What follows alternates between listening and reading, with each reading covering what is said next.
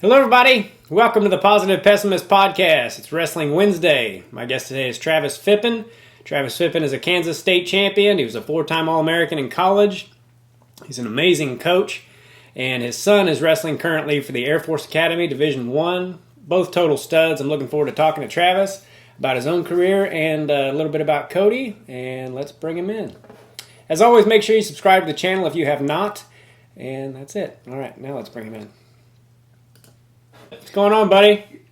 Doing good. How about yourself, man? I'm good. You look good. I try. Sometimes I wish I felt better. You quit wrestling them big boys in practices. Yeah, have you do you wrestle a lot with them in practice? I'm selective on who I wrestle with anymore. And it's really not even the size. It's guys that can drill smoothly and won't just like club my neck hard. I got a kind of a jacked up neck, so I'm cautious on who I drill with. Yeah. Unless it's a 10-year-old, and then I'm all over him. I'm still the 12 and under champ in the room. Yeah, good for you, buddy. I wanted to first of all ask you how Cody's doing at the Air Force Academy. He's doing well. Bumping up a couple weight classes this year, so he's going 141 this year. Said he feels good. Actually getting in and scrapping with the big boys now. Kind of getting ready to go into that next stage where now he's got to determine what he wants his job to be whenever he gets out of there. The Air Force Academy. He wants to do acquisitions. Either that, but now he's kind of contemplating the pilot thing right now. Oh, wow. But overall doing solid. He's grown a lot maturity-wise being out there the past couple of years, which is pretty awesome to see. Yeah. How much time does he have left of eligibility? 2 years? Well, his eligibility, he would have 3 years, but last year affected them also. He had the 2 years left. Okay. So they don't get the extra year from last year. The Air Force, any of the service academies, are like, well, you weren't here. Have a nice day. Yeah. Yeah. I'm glad to see that he's put on so much size because for the longest time, like for the people that don't know, as a freshman, he got second in Kansas and then was a three-time Missouri State champ. But his freshman year, what did he weigh? He wrestled 106, but he weighed like, what, 90? The first time he broke 100 pounds was at the second weigh-in of the state tournament. That was his where he broke 100 pounds was at that time. So that Friday night, right after the semifinals, is when he broke 100 pounds. And I think even that next year at Fargo, he was still wrestling like 94 pounds. So he's still kind of a small guy then. And then saw a little bit of a boost at his senior year. He decided to go from mid-season, go from 120 to 126, and kind of thought that's where he was going to stay. And then last year, he'd gotten up to probably close to like 150 and had to pull down to get down to 25. And he's like, I'm just not having fun, don't want to do this, and said, I'm going to go up. And I said, hey, that's between you and your coaches. My opinion doesn't matter as much anymore. So if you're going to do that, I'll support you in whatever you do. And if you got your coach's blessings, go for it.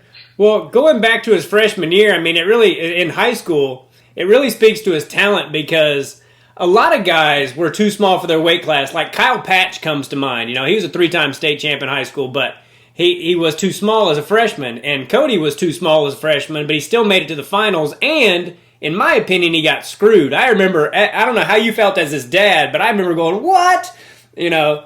Yeah, it was a little bit challenging. He ended up, it was up points, 10 seconds left to go, hooked up a side-by-side, and the other kid kind of pulled his head down, and two retiring refs were on the mat, and they called two reversal, goes into double overtime. So, basically 10 seconds away from being a four-timer. But, sometimes those tragedies push you forward. The next year, he tech-balled his kid in the state finals. Yeah. The next year, he won by I think it was 13 points in the state finals. So he he went out to score points after his freshman year. He didn't miss a beat. Like he was going to score a lot of points, and everything became how many points can I score. So sometimes those adversities that we get early on that sting a lot, but they can make us grow as an athlete and sometimes as a person as well. Yeah.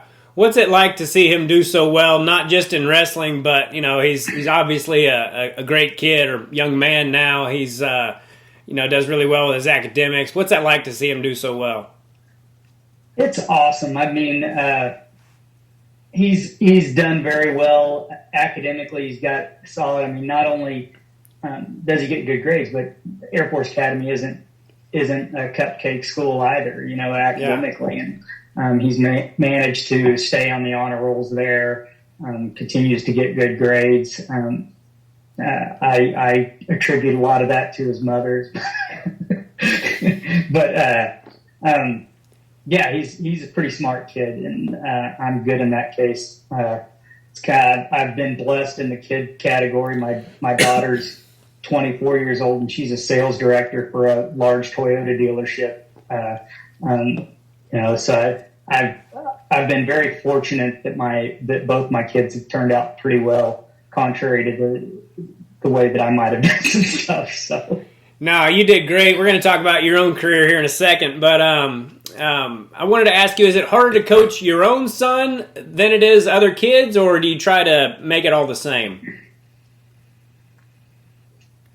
I'll tell you, Cody and I always had a pretty good relationship with the coach-dad thing. There started to be some challenges, more heated moments at times. One thing that I came to the conclusion of was that 10 minutes after a match, nothing he says after a match is going to be acceptable to me, and nothing he says is going to be acceptable to him. So I decided to kind of like walk away from that at that time, and let him have his space, let me have my space, and then we can reconvene. Probably the biggest growing moment was when we did move from Kansas over to Missouri. I opted not to get on staff or even try to be, and he had some great coaches over here, and I got to be the dad sitting in the stands, and that was pretty awesome. He had a great group of coaches over at Platte County, guys that I trusted, that I knew were good influences, and they knew wrestling. So even when we go to Fargo and I'm coaching Cody's buddies, his coaches would still coach him at the tournaments, and I would still just kind of like sit on the side and either watch or record his match or something like that. And it took a lot of the pressure off me, and I think it took a lot of pressure off Cody too, because when your dad is emotionally involved sitting in that coach's chair, it's a lot different than being able to be kind of removed from that emotional standpoint. So yeah. I forget, did you move to Missouri because of wrestling? Not necessarily. So my daughter graduated from Baser the year the same. Cody was a freshman. My daughter was a senior. There's more opportunities in Missouri as far as wrestling goes. My job has actually been in the Platte County district. Okay. Like not through Platte County High School or anything, but where I office out of. So whenever we decided to move over here, it was nicer because we didn't have to pay taxes in both states. Plus, the wrestling team had a lot better schedule.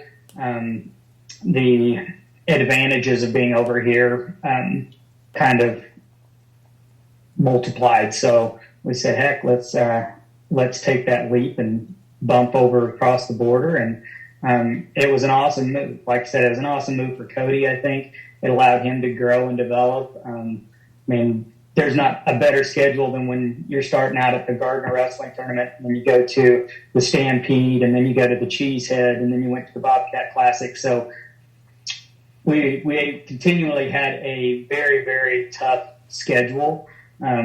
But also, I'm not going to say I didn't like the tax benefits of not having to pay Kansas and Missouri tax. Yeah, no kidding.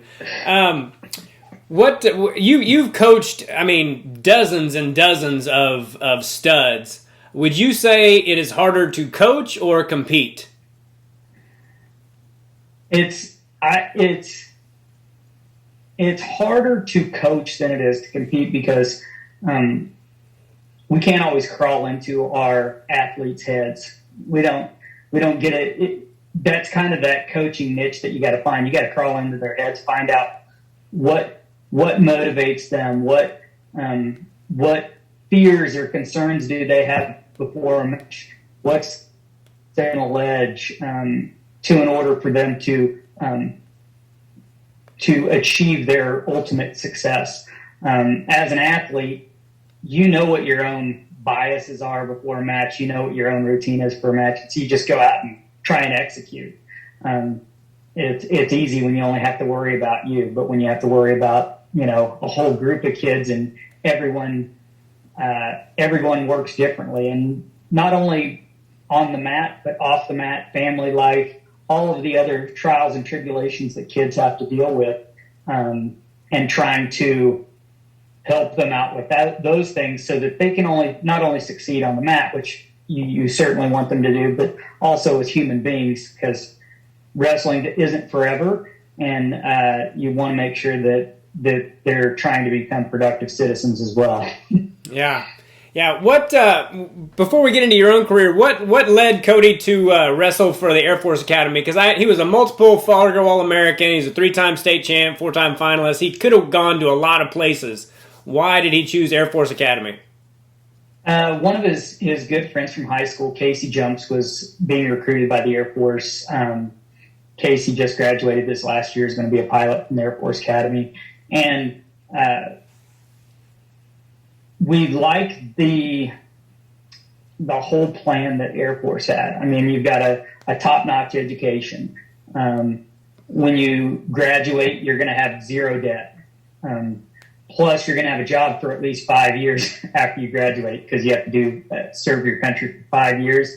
And whether you make the decision to stay in the military or if you exit out of that, it sets you up for a pretty nice life afterwards.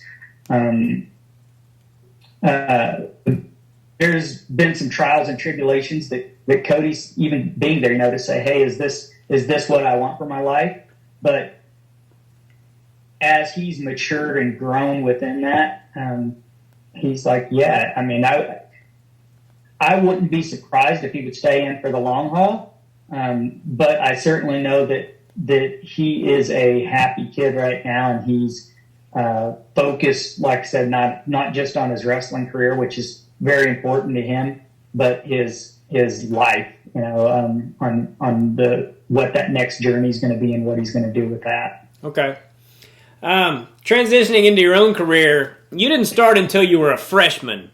And by the time you were a junior, you were an undefeated state champion. And not only were you undefeated, but you pinned every single person you wrestled. Is that right? That is correct. Okay, so let me ask you this: why did you not wrestle till your freshman year? Was it just not something you thought about?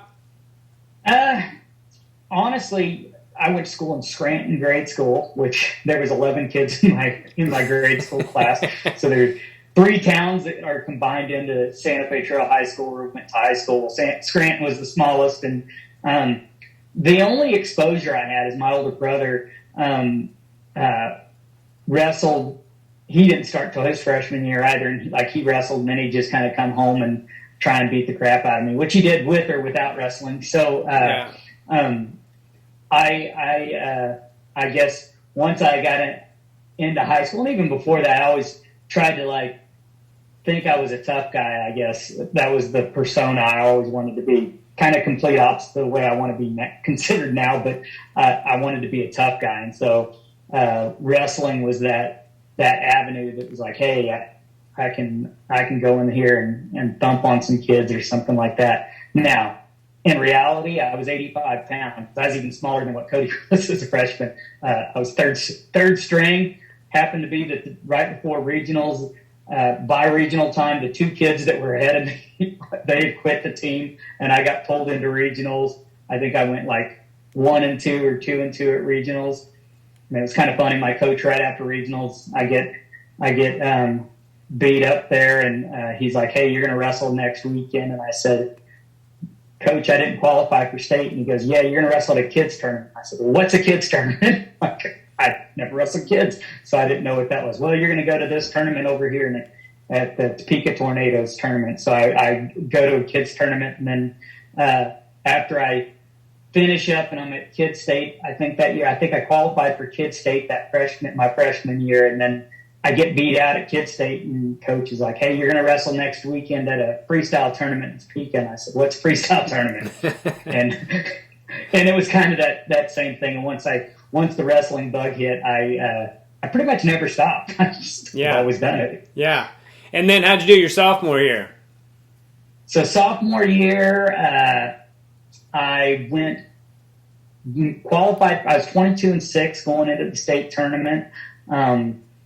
Ended up going 0-2 at the state tournament, and I was pretty upset at the time. And I still remember I was is in the old Coliseum, which you remember the old Kansas Coliseum, and I was slumped up next to that hockey wall, feeling sorry for myself. And we had just got a new coach, Merrick Wiles, that year, and he came up and he said, "Well, you don't like it, what are you going to do about it?" I said, "Well, I wrestled a lot last year." And he goes, "Yeah, you got a lot better." He goes, "But what are you going to do about it now?"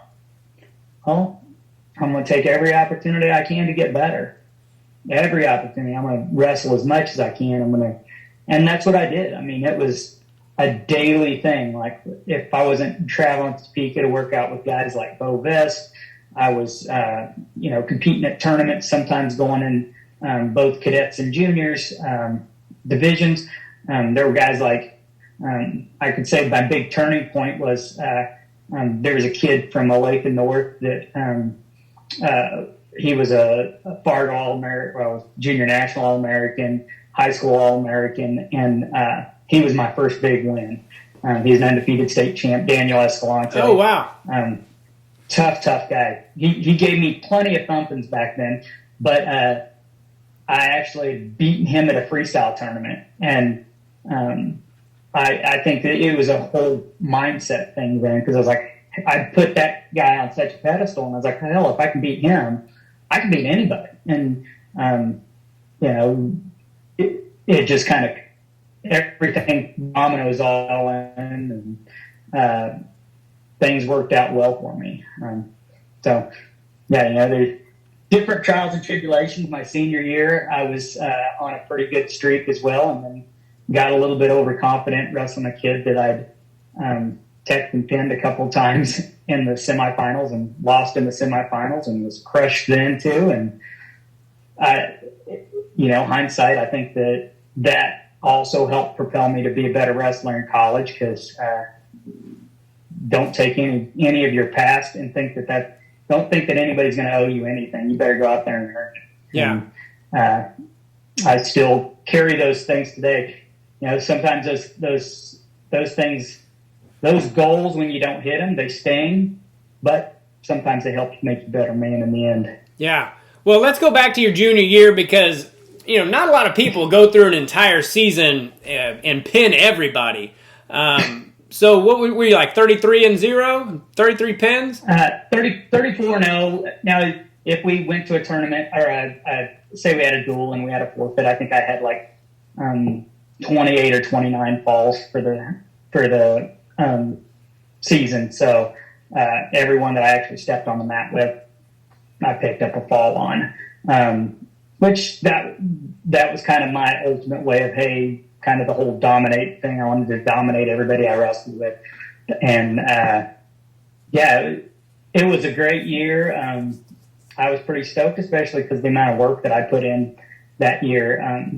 And my coaches, I was blessed to have a couple of great coaches that kind of instilled that in me and made me, whether I was or not, they made me believe that I was the toughest guy out there. So that was, hey, none of these guys, there's, throughout the season, there's sometimes I would bump a little. I don't even know if I ever was ranked first at the state, but They're like, you'll pin all those guys. They can't hang. And I was like, okay. And I believed it. When I stepped out there, I was like, these guys aren't going to beat me.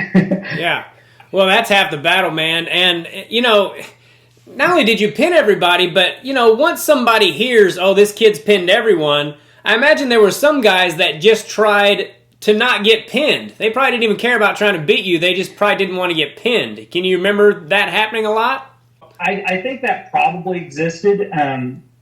But as far my position as a pinner, because let's be honest, the year before I didn't even place at state, so my reputation might not have gone out to the masses because people didn't know that who I was. We didn't have social media back then. We didn't have the internet. It was kind of word of mouth.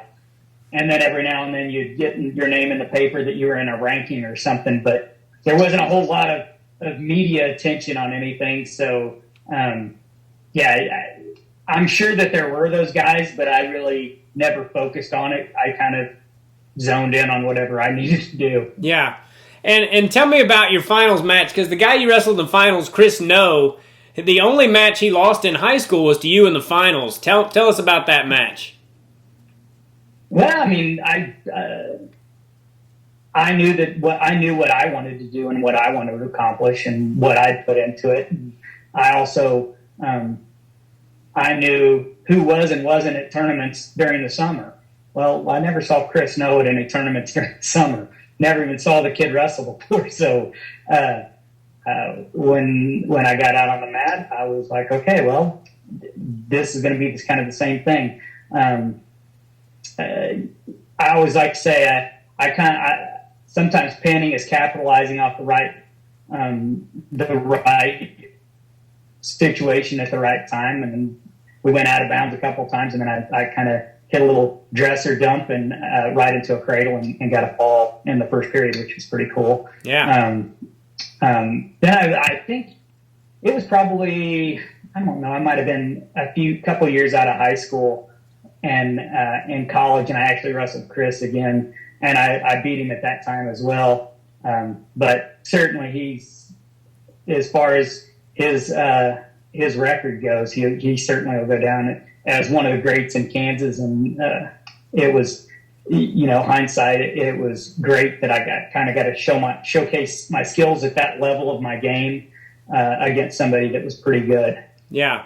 So your senior year, were you undefeated when you got beat in the semis? I was not. I had one loss. I lost to a kid from Paola that did end up beating the kid that beat me in the semifinals. And so I only had those couple losses. But, like I said, those adversities at the time stretch you to make better goals in the long run. And,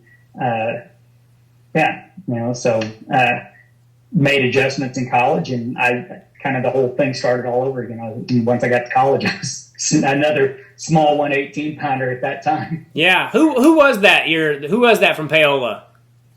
Robbie Sullivan. Oh, okay. I remember him. He was really freaking good. He won a couple of titles. He did win a couple of titles. He was a pretty tough kid. And then I lost to Randy Myers from Columbus, who had won the 112-pound state title the year before. So good guy. Still somebody I don't think I should have lost to, but hey, I lost to him, so he got the win and I didn't, and it was just another step in my journey. That's what I love about these podcasts. I haven't thought of Robbie Sullivan in a long time, but now I totally remember him. I actually worked with him after I graduated from high school at Price Chopper before I went to college. Yeah, it's funny. You were a 103-pounder your whole high school career, right? No, my senior year I bumped up to 112. Okay. So, but you were kind of small for an 18-pounder when you got to Labette? I was pretty small for I probably walked around about 120, 121, something like that. Okay. Certainly not a big size. Yeah. Were you able to compete right away your freshman year at Labette, or was it kind of a tough transition? I had more adversity my freshman year, so right at the very beginning of my freshman year, my brother and I lived together in a house, and my brother committed suicide. Like October of that year, we were both wrestling teammates at Labette, and kind of dealing a little bit with that adversity. But it was another one of those things. Hey, you got a tough time in your life, and I put all my eggs into wrestling. So I focused a lot on that. So I did start most of the year for Labette, even once we got to regionals and stuff like that. I didn't qualify for nationals that year. Certainly a little bit of a tragedy that year, but tried to refocus everything and, make sure that I got my grades good and wrestling was good.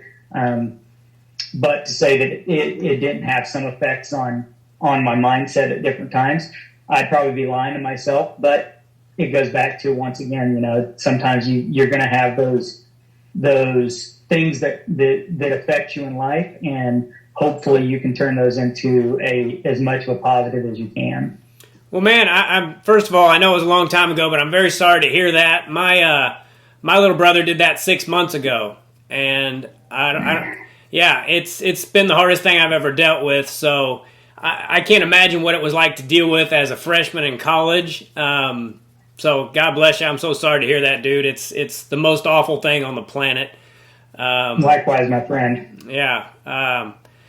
So you never had a for some reason I thought you redshirted your freshman year at Labette. Nope, I actually never redshirted in college altogether. Okay. So I went 4 years straight through. Sophomore year at Labette, kind of refocused, reset my mind a little bit. Ended up making an A there. And after I graduated from Labette, so I was an All-American there, and I was doing well in school, but I wasn't really a great kid. I wasn't making real great decisions in my life at the time. Not that I had any negative faults for it, but I knew that I needed a big change in my life. I needed to get away from everybody. Like I didn't want to go down the path that I was headed down. So I figured the best option I would have was to go somewhere where I couldn't even come home. And so I looked for schools out on the West Coast, and I took a visit out at San Francisco State, and it was kind of funny because I went out there, and this Russian guy grabbed a hold of me, and I said, okay, we'll wrestle. And, I was an All-American. I was kind of a cocky kid, and I thought, this guy's kind of old, but I stood well against him. He kicked the crap out of me for 2 hours. I didn't score on him one time. And he pretty much told me, when you get here, we got lots of work to do. Come to find out, he was like a junior world freestyle champ. He had placed it to Blissey. He was a coach for Belarus, and he ended up being one of my coaches at San Francisco State too. But I realized that there was a whole nother level where I wasn't at, and I felt that was the best place for me to go to at that time. Yeah. Well, going back real quick to Labette, I think the general consensus at the time, a lot of people probably thought that Mike Silsby was going to be the guy. Did you have kind of a chip on your shoulder about that? Because Silsby was really freaking tough. Mike was really tough. So I remember Mike had transferred in from Garden City, and I know Coach had kind of thought that Mike was going to be the guy. And let's be real. I didn't qualify for the national tournament the year before, so if I'm a coach, I might try and recruit that spot too. But in my mind, I had this guy's not going to beat me. I think in challenge matches, I think I beat Mike like 3 or 4 times at that time, and I was kind of geared into this is what I'm going to do, and I'm not going to let other guys stand in my way of doing it. Yeah, well, good for you, because I mean he was tough as nails, and he looked like a freaking Ewok. I remember those ears he had, and but just tougher than hell. If Silsby hadn't have made some poor decisions, there's a chance he would have been like at a D1 school or something. I mean, but he also took composition 1 5 times. Like, he was not a student. Yeah. And I remember one of my main workout partners was Chris Ngo at the time, and Chris was tough, slick. He had just beat Justin Breeden out for a 4-time state title in Oklahoma that year before his senior year, and came in, and Chris was slick, and so I tried to work out with the best guys that I could all the time. So I would try and grab those guys. Even sometimes, I wouldn't always win the battles, but I knew that I was going to get better, and taking that opportunity to challenge myself in practice and try and work out with the best guys all the time. That's another name I haven't thought about in a while, but man, Chris Dupree, there's another guy who made some poor decisions, I think, without knowing him real well. That dude, man, there's no telling how good he could have freaking been. I mean, I know he did place one year at Labette, but then after that, I think he was done, right? I believe so. He might have been there a half semester, but once I left Labette, I really didn't follow. Like I said, it was one of those, we didn't have social media, we didn't have the media attention, so I didn't really follow how guys did afterwards unless I was real close with them. But yeah, I can't say I really talked to Chris since 95 when I graduated there. Yeah, I wonder whatever happened to him, because, man, he was one of the slickest guys I've ever seen, and he was, now we can say it, I think he was stoned 99% of the time and was still able to do as well as he did. So if he had made some different decisions, who knows how good that guy could have been. Oh, he was slick. Very tough kid. Like I said, he played a part in my journey too, to help me make me tougher. So I will always have respect for him for the fact that he did that. Naturally, didn't always make the best decisions, but hell, I was never a dope smoker, so it wasn't a big deal for me, but I certainly didn't make all the right decisions when I was younger either. So hopefully we all live and learn through some of those as well. Yeah. So making that jump to San Francisco State, was that a bit of a culture shock coming from Kansas? Oh my goodness, it was a big culture shock. Not just in size in general. I mean, San Francisco is not a small place, but I grew up in a small little trailer house thinking I was poor. Well, I had friends that lived in Cambodia, where they really knew what poor was. There's just so much diversity within that city. And so you really get a different aspect of, hey, I've got friends on the team that were East LA gang members. I've also got friends on the team that, were like rich private school kids, and people from Korea, Vietnam, Philippines, just becoming more politically correct as I go out there. It opened my eyes up to what the world was.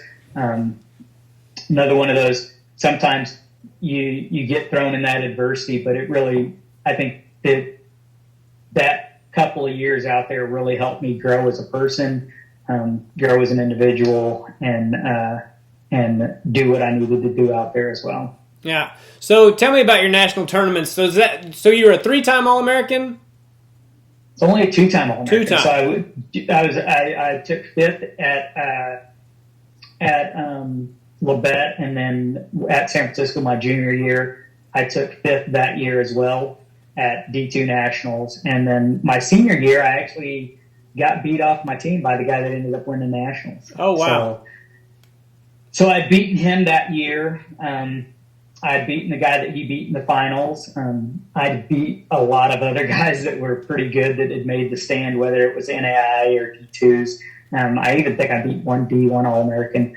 But just so happened that, that challenge match at that time didn't go my way. And, I feel good. His name was Damon Broadbent. And Broadbent, he ended up winning Nationals that year, and then he took 2nd the next year. He lost to Jody Stripmatter, who coaches the Young Guns Club in the finals the next year. So if I was going to lose, I at least feel good that I lost to somebody that was a national champ. And that was the same year that our team was D2 national champs as well. I mean, we had a 34-pounder that had taken fourth the year before who also didn't start it because we had a 4-time All-American at 34. So, like, the first 4 weight classes, we had 6 All-Americans. Wow. Good problem to have. But, you know, there were times I got between my junior and senior year, I'd gotten married. My daughter was born. You know, there were different times I missed practices because I had to go to appointments with my wife and stuff like that. And goes back to, again, you know, sometimes those things, sometimes life sucks at those times, but, you know, 25 years later, I'm still married to my wife. She knows that I might have set some of my own personal goals aside to make sure that she was comfortable in that process of being a young mother and being freshly married and stuff like that. And, you know, I'm sure I've carried through some of that stuff in my coaching, which to me now, I take way more pride in my coaching than I do what I did as an athlete. I always tell my guys, like, yeah, I did my thing. You know, they say, hey, do you want to compete again? I'm like, don't have a desire to compete again. I certainly don't have a desire to prepare to compete. But I also get my thrill out of coaching. Like, that's a lot more of a passion of mine than it ever was teaching or doing anything myself. Yeah. Man, it kind of sucks for your coach. You know, he had the 2 best 18-pounders in the country, and you can only take one of them. You know, man, that's amazing.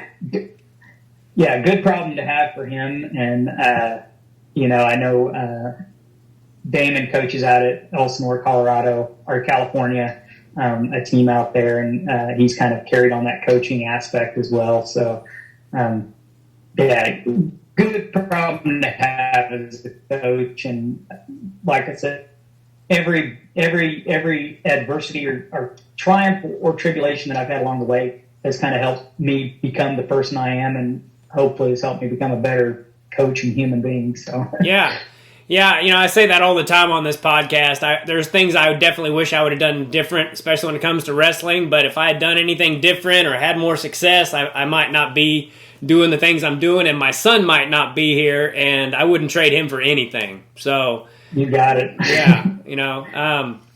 Can you point to anybody, like, let's go high school and college. Who was the toughest guy you wrestled in high school, and who was the toughest guy you wrestled in college, if you can point to one? Toughest guy in high school. I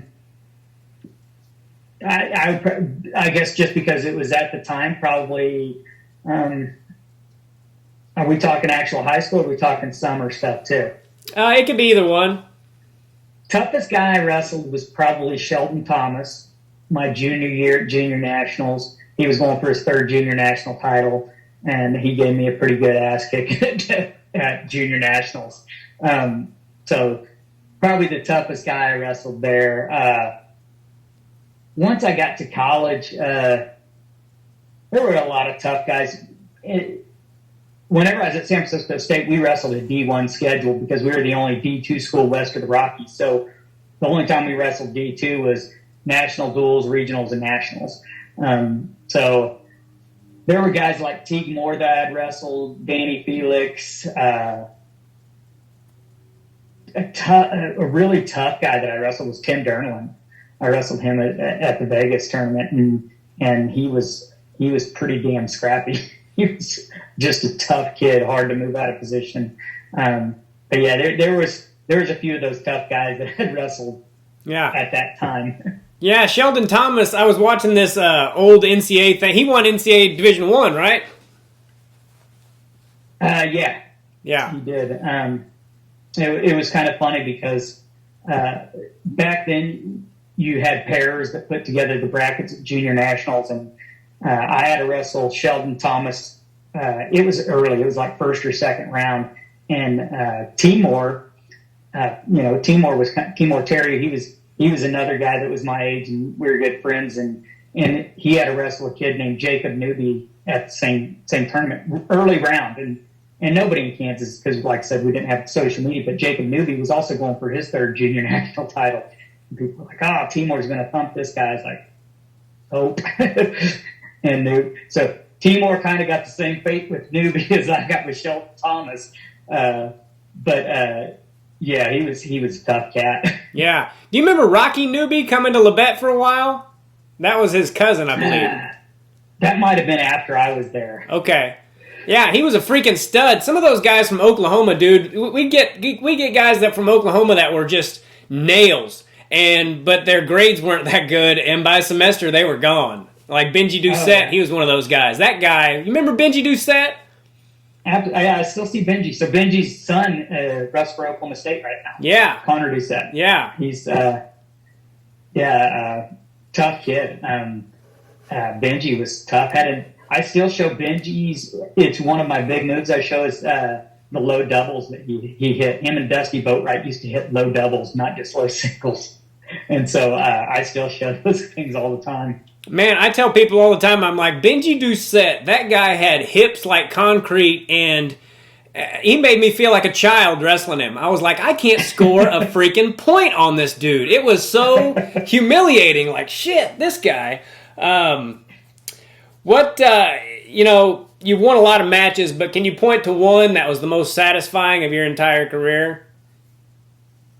It would have to be my state finals match, my junior year in high school, because, I wasn't the kid that parents were like, hey, you date my daughter. I had to kind of like claw and scratch for everything I got in life. And I between that sophomore and junior year, I'd put every bit of energy and effort into one goal, and I was able to accomplish it with that. And I know that my mindset through that year was on point, and the emotion I had after I'd won the state title, it was, I still feel that impact today from it. Like, it's kind of like nothing ever tops the first time you do something. And that was kind of like the first time I'd ever worked towards a really big goal, had accomplished it. And that whole release of emotion right afterwards was pretty exciting. Yeah. Was pinning him in that finals even on your mind, or did you want to keep that going, or did you just want to win? As far as, whenever I was in the zone, I pretty much, everything kind of like comes a little bit of a blur, but as much as I can remember, it was, hey, I'm going to win and try and dominate. Everything was about kind of controlling somebody, and I didn't put anything outside of my mind that it wasn't going to go that way, because that's, my mental imagery on how I pictured the match. Obviously, I probably pictured it some transitions differently, but I thought that, hey, I can pin anybody, I can beat anybody. So at that time, that was my mindset, where I was like, yeah, this is how it's going to happen, and it did. Yeah. And same question, but what was the toughest loss? Would that have been your senior year in the semis, or? No, I would say my toughest loss was in the ring my senior year. Yeah. In college, not making the team in a challenge match. It was because I knew for me that at that point my competition years were done. That, I'd kind of gone on this sprint for 8 years, and obviously I had my goals. I could have redshirted within any of those years, but I chose not to. And it was one of those kind of like, hey, this chapter in my life is done. And at that time, it seemed like everything. But I just had my daughter was born. And I think even though that was tough, it was real tough, but using that, like I said, to help propel me into a better coach, if that's the worst thing that happens to me in life, I'm doing pretty damn good. Yeah. Yeah. That kind of leads me to my next question. What's the hardest thing you've ever dealt with? Was that what happened to your brother? I would certainly say that would probably come pretty top to the list. I had a pretty crazy childhood in general. My dad died when I was 10. Dad was an alcoholic. I had some other adversities in life that I kind of dealt with as I was growing up. But certainly, my brother killing himself was probably the biggest impact immediately that had on me, because he dealt with his own demons at different times, but it wasn't like he was a bullied kid. He wasn't a non-popular kid. He was a very popular guy. He was very good looking. He was the guy that everybody else wanted to be like. And but he had ups and downs. I think he suffered from a little bit of mental illness with manic depressive, same way as my dad. At one night, lots of alcohol and little judgment, and decide to make a temporary situation a permanent one. And suicide prevention, talking to people, trying to get a hold of them early on. It's still one of those things that I try to see if I can help people if I can, if I notice any of those signs, because it's something that we see today. I mean, there's a girl, she wasn't one of my specific girls, but she wrestled for Baldwin at high school and decided to end her life this last season, but was really good friends with some of the girls on my team, and, being open and honest with other kids and saying, hey, if you're thinking about ever going down this path, let's talk, let's chat about this, let's work through these situations, because you can't always pull yourself out of a situation you are in, but you can try to help yourself deal with that situation in a better way, a more positive way, hopefully. Yeah. I've never been suicidal, but I've certainly been depressed, and I could see how if it continued, how you could start to think about that. And then when I come out of it, I'm like, the world is beautiful, and you're so glad that you never, it's the saddest thing in the world, and I'm sorry that you ever had to deal with it. Would you say that you were such a good wrestler because of anything physical, or was it your mental toughness? Because I've always known you were mentally tough, but this interview has made me realize that you're really freaking mentally tough. I think my mental toughness, I think being surrounded by the right people at the right time. None of us go through this journey by ourselves. As much as wrestling is an individual sport, we get those coaches that care, that say, hey, I could have, we're talking my freshman year, I'm a third string JV kid getting thrown in there. I don't know shit. I don't even know how to get in a stance, really. I'm kind of a dumb shit that doesn't make really great decisions. I come from a family that's kind of made a lot of turd decisions. And so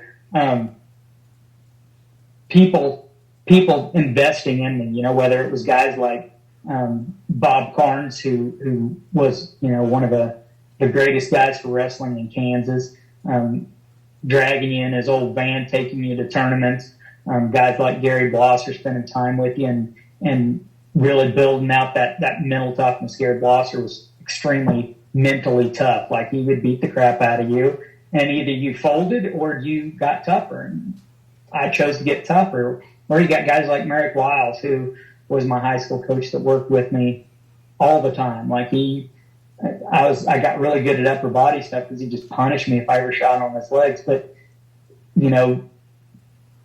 having good guys in my life early on, and I'll still go see those guys today, and they've made great impacts. You got somebody like Jody Thompson, who, he was the one that got pulled in to find my brother in a car after he'd shot himself. The cops had called him, and he got to come over and tell me the bad news at like 5 o'clock in the morning. And having guys like him in the picture, my coach, Lars Jensen, that I had out at San Francisco State, he just passed away this last year. But Lars taking a chance with this Kansas kid that didn't know shit and bringing me into the fold. And that group of that team that I had out there, I didn't come home for all the holidays. I didn't come home for Christmas. I didn't come home for Thanksgiving. And so some of those guys kind of adopted me into their families and saying, hey, come to Thanksgiving with us, come to Christmas with us. And some of those kind of things that you still are thankful for now. I'm lucky that one of those guys, Dave Hennig, who he's down in Austin, Texas right now. It's doing that thing again where you're freezing. Damn it. Oops. You got me? Yeah, there you go. Got me now? Yeah, you're back. So just having that family atmosphere with some of those guys now is still awesome. You know, and getting to see them and the impact that they made to help kind of change my life, not only on the wrestling aspect, but also on a personal level and how I deal with situations and how I want to deal with myself as being a man as opposed to being the dumb shit kid that I was at different times in my life. Yeah. When's the last time you wrestled Cody? Oh, shit. Always say, I could always kind of catch him on top. He's realized that if he moves on his feet, my reaction times can be the 10-year-old, but not him anymore. And I can no longer man up on him. If I get the legs in, I might be able to turn him, but I don't know. I think those days are done. Yeah. He's a freaking beast, man. I can't wait to see his career, the rest of it. And I really thought they should have, I thought he should have made it into the national tournament. I thought they should have put him in there. He was certainly better than a lot of the guys they put in there. And he's 12-4 last year, which is a pretty good season. I think he had the most wins of any non-qualifier at the national tournament. But yeah, hey, once again, you gotta win those close battles, and he had a pretty close battle in the quarters with Master Giovanni, and he had like 5 minutes riding time, but end up losing overtime in that match. And unfortunately, those close ones are the ones you got to win, especially at that level. Well, I'll let you get out of here, but I did want to ask you, what is it about wrestling in a nutshell do you love so much? People, man. It's as much as sometimes the wrestling people and parents can drive you nuts and crazy, kids can drive you nuts and crazy. It's my tribe, whether they're first-year wrestlers or they're people that I coached 20 years ago. It's the people like, yourself, your brother, it's a whole community. And it's funny when you go anywhere and you can spot the wrestlers almost in the crowd, whether it's through their ears or their actions. You can tell who they are. And we all kind of got that little tied together thing that makes our community awesome. And I just love the people. I love the energy that everybody brings. And every year, it seemed like people always used to say, hey, when are you going to quit coaching? And until it's not fun anymore. And sometimes it's tough to get fired up, but once I get in every practice every day, I'm fired up and I'm happy to be there. And that's the kind of person I want to portray that type of attitude with everybody, because it is a blessing that we get to be involved in this awesome sport. And it's kind of like a little niche sport, but it's our sport. And I just love the people, man. It's great. And the relationships that I've built that made me a better human being, made me a better husband, made me a better dad. Great mentors along the way. You get guys like Gary Mayab, Mike Haggerty, that are just awesome to be around, and take advantage of all of the different opportunity. I've got to travel all over the place and see some great places and some great venues and get to just be around some great human beings. Yeah. What was my brother like as a coach? Did you guys coach together for a while, right? We did coach together for a year or two. Freezing up again. He was. Can you hear me now? Yeah, you're good. if we were good cop, bad cop, he was the good cop.